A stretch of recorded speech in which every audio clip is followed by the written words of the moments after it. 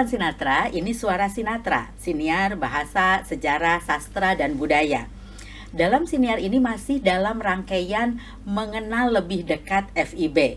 Kali ini kita akan mengenal salah satu program studi di magister atau di program S2, yaitu Ilmu Sastra dan Kajian Budaya.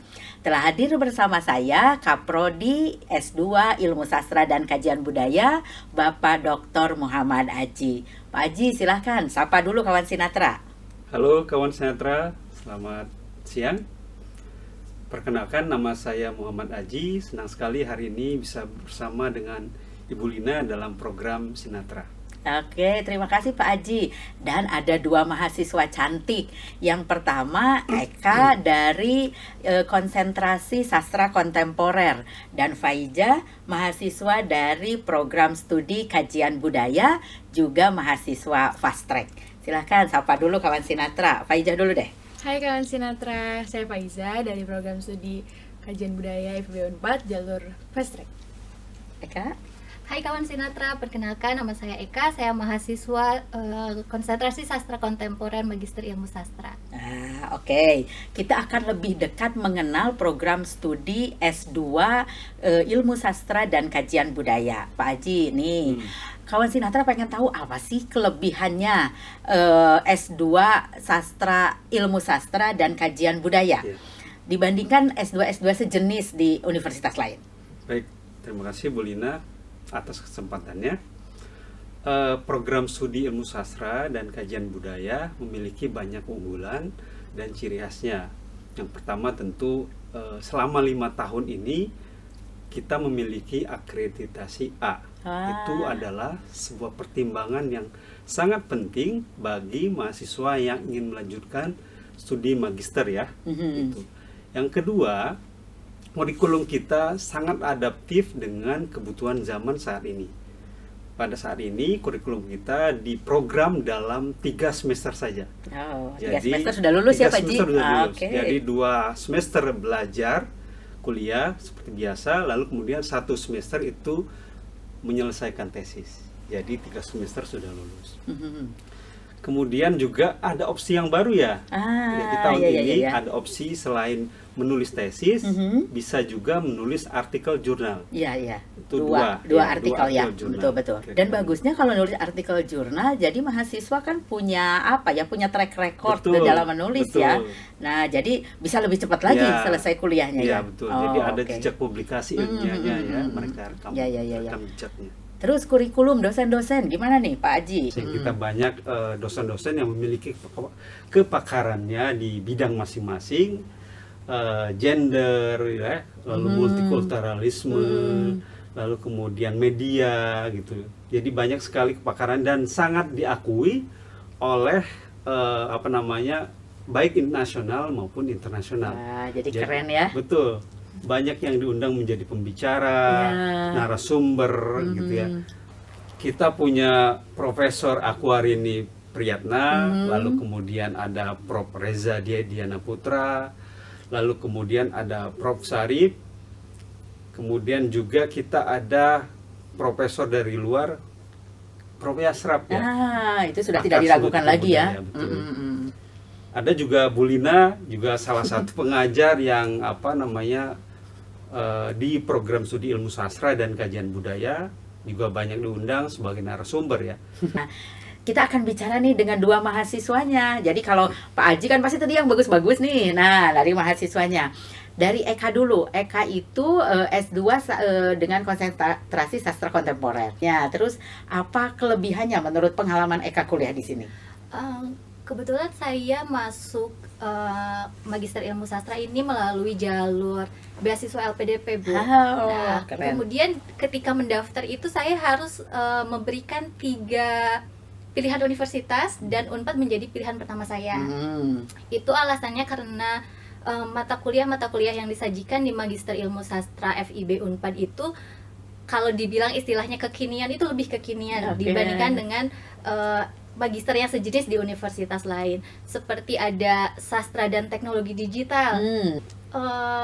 Kemudian ada di kelas saya sendiri, Bu, ada beberapa yang memang masuk melalui jalur beasiswa, dan salah satunya itu teman saya dari Tiongkok. Jadi kami punya salah satu mahasiswanya itu dari luar negeri ya. Luar negeri gitu, dan itu memberikan pandangan dan perspektif yang lain ketika kami harus berbagi bagaimana sastra di Indonesia dan bagaimana juga sastra yang ada di Tiongkok. Ya. Gitu. Oke, nah yang di samping saya ini Faizah.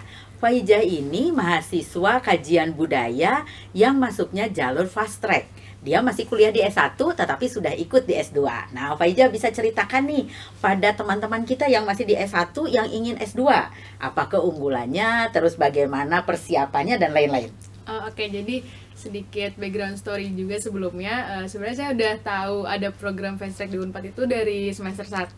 Tapi tahu di FIB belum ada. Terus seiring berjalannya waktu udah di semester 7, baru mau masuk semester 7 ada program fast track baru dibuka di FIB. Juga keunggulan dari program fast track ini sebenarnya bisa mulai lebih awal ke jenjang S2, dan teman-teman yang tertarik nantinya karena kita masih statusnya S1 juga ikut S2, kita nggak perlu bayar UKT S2-nya, cuma perlu bayar UKT S1 aja. Jadi jatuhnya mungkin bisa dibilang ini beasiswa 2 semester.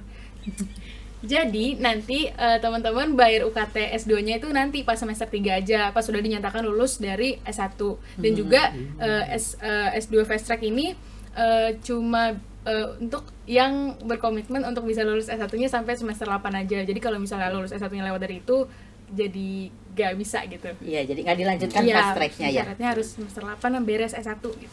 Tapi ini banyak mahasiswa S1 yang repot enggak ya? Yang kuliah S1, yang kuliah S2. Nah, gimana pengalaman Faizah? Gimana ya, mungkin karena kalau dari saya pribadi enjoy ngerjain tugas-tugas dari mata kuliahnya, karena mata kuliahnya emang saya udah tertarik dari pertama kali mau daftar, suka sama nama-nama mata kuliahnya aja udah suka gitu. Terus ditambah di S1 sebelumnya udah pernah beberapa mata kuliah ada yang menjurus ke sana lah, menjurus udah tahu ke mata dasarnya kuliahnya, gitu ya. dasar mata kuliahnya. Mungkin lebih ke manajemen waktunya aja kali ya, bagi itu personal sih jatuhnya, karena gimana menyeimbangkan mata kuliah S1-nya masih ada yang harus dikerjain tapi harus ngejar juga yang S2-nya gimana.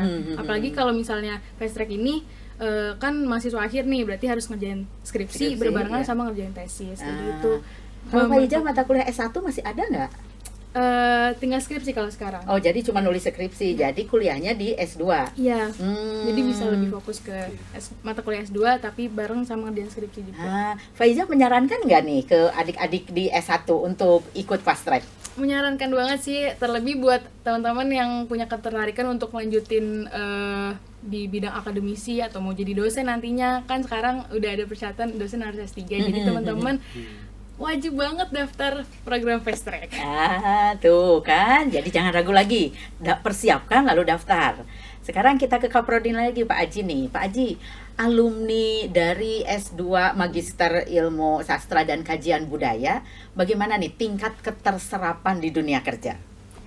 Jadi terima kasih Bu Lina. Jadi kita punya grup alumni, jadi grup WA alumni. Nah, dari media itu kita bisa mengetahui sejauh mana perkembangan karir alumni. Selama ini ada banyak yang alumni yang bekerja sebagai peneliti, dosen, dan instansi pemerintah, lalu kemudian juga praktisi. Jadi rata-rata tersebar di situ, dan tidak hanya di wilayah Jawa Barat saja, tapi juga di Pulau Jawa, bahkan di luar Pulau Jawa seperti Sumatera dan Kalimantan. Jadi kita punya program alumni juga. Jadi selain ajang silaturahim, kita juga punya program alumni, di mana alumni ini misalnya mengadakan seminar, misalnya diskusi ilmiah, bedah buku karya alumni. Jadi alumni juga banyak menghasilkan karya-karya sampai saat ini, dan kita apresiasi dengan mengadakan bedah buku karya alumni, dibahas juga oleh alumni. Gitu. Jadi memang alumni sangat baik keterserapannya. Nah, sekarang kan sedang ini nih pendaftaran SMUP. Oh iya. Nah, sedang pendaftaran SMUP untuk memasuki S2 dan pasca S3 juga. Persiapan apa yang harus disiapkan oleh calon mahasiswa supaya diterima tentu saja di FIB Unpad? Baik, sekarang memang sedang masa persiapan penerimaan mahasiswa baru ya. Jadi sesi 2 itu tanggal 1 April sampai 4 Mei 2022. Ya. Sekarang sesi 2 dan ada sesi 3 ya? Ada sesi 3 untuk gelombang 1 ini. Jadi masih ada waktu untuk mempersiapkan diri dengan sebaik mungkin. Jadi jangan ragu lagi bagi teman-teman yang ingin studi lanjut di Unpad di program S2. Ini salah satu pilihan S2 Ilmu Sastra dan Kajian Budaya. Nah, sekarang ke mahasiswa lagi nih pertanyaannya ke Eka. Nah, Eka, kan mahasiswa S2 itu disiapkan untuk jadi ilmuwan ya, untuk jadi scholar. Ada tidak kegiatan-kegiatan yang kemudian menunjang untuk itu semua? Terima kasih Bu Lina, tentu saja banyak ya Bu ya. Di setiap mata kuliah mahasiswa itu selalu diberikan ruang untuk berdiskusi satu sama lain. Salah satunya dengan ketika kami mendapatkan tugas untuk membuat esai atau artikel, sebelum tugasnya itu dikumpulkan kami harus saling mereview di antara teman-temannya gitu. Jadi kami akan dibiasakan untuk mendapatkan kritikan dan saran mengenai ide-ide atau gagasan-gagasan yang kami tulis, dan itu saya rasa sangat baik ya dalam dunia akademik untuk membangun mental tentu saja. Membangun mental dan membuat kita jadi rendah hati ya. Betul Bu, betul sekali. Nah, Faiza, banyak yang bertanya nih, kajian budaya tuh belajar apa saja? Dan nanti objek-objek kajiannya apa saja? Kalau sastra kan orang sudah tahu nih karya sastra gitu. Nih kalau kajian budaya kan skupnya luas banget. Nah, sekarang yang Faiza tahu selama kuliah apa saja? Kalau dari awal perkuliahan yang sering kita bahas itu ada film, ada olahraga. Kita ada mata kuliah olahraga and leisure studies, itu juga belajar olahraga kaitannya dengan bagaimana melihat olahraga dari sudut pandang akademis, kajian terus juga budaya. Kajian budaya, bahas film, televisi, novel juga dibahas. Sebenarnya banyak yang bisa dibahas dari kajian budaya. Karena luas banget itu, ya, iya. Dan luas banget kajian budaya itu yang dikajinya, objek kajiannya luas sekali. Dan Faiza sendiri mau meneliti apa nih? Rencananya film dokumenter.